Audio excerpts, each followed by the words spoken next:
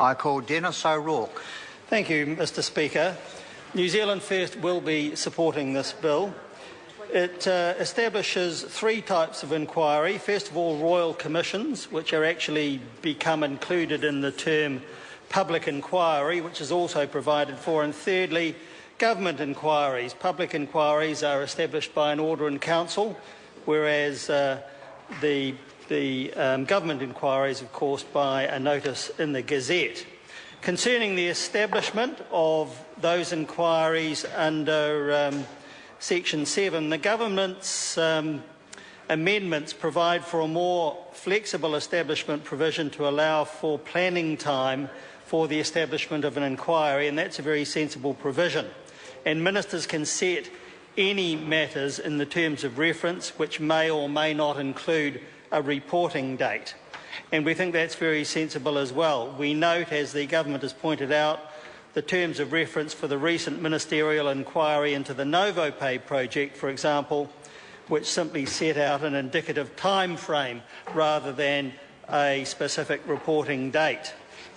Mr Speaker, concerning reporting, Section 12(2) says that the final report of inquiry must set out, as you would expect, in A, the findings of the inquiry, and in B, any recommendations of the inquiry. But I wonder why it doesn't, and I think it should, also provide for, in a new C, which what I would like to see there, providing for the addition of the reasons for the findings and the recommendations. Perhaps that's implicit, but I think it should be specific, and it might be something I would raise later at the committee stage. Concerning Section 13, I note that Section 13(1) provides for an inquiry having the power to request the appointment of counsel to assist it in its proceedings. But in doing so, it must have regard to the purposes of the Act and is required to consider effectiveness, efficiency and fairness. And also issues such as the subject matter of the inquiry and the procedures most appropriate. This will allow for legal assistance to inquiries, but it must be justified and not automatic.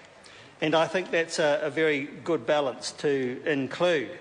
I also note from the government's advice that it intends that the Crown Law Office will develop administrative guidelines on the role and the appointment of counsel. I think that would be a very wise thing to do, having regard to the fact that I think some inquiries simply appoint counsel to assist it when it's not really required. So I think that's quite a good provision.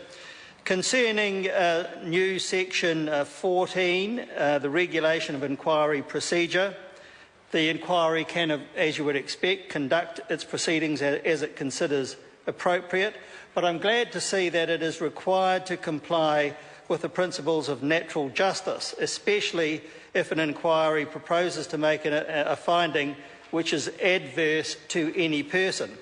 And if it does do that, it must make that person aware and to have an opportunity to respond to the matters which the inquiry intends to raise about that person. It's good to see these natural justice protections for individuals being incorporated in the bill. Concerning Section 15, the power to impose restrictions on access to inquiry information is an important provision. An inquiry may forbid publication of any evidence or submissions, or any report or account of the evidence, the name or other particulars concerning witnesses, and so on. And it may restrict public access to any part or aspect of the inquiry. All that's fine. But before making an order, it must consider the risk of prejudice to public confidence, because if it's too secretive, that will be affected. And on the other hand, it must consider the need for the inquiry to ascertain the facts properly and the extent to which public proceedings may prejudice the security, defence or economic interests of New Zealand. I think that the bill in this respect sets a proper balance between public and private interests as far as information is concerned.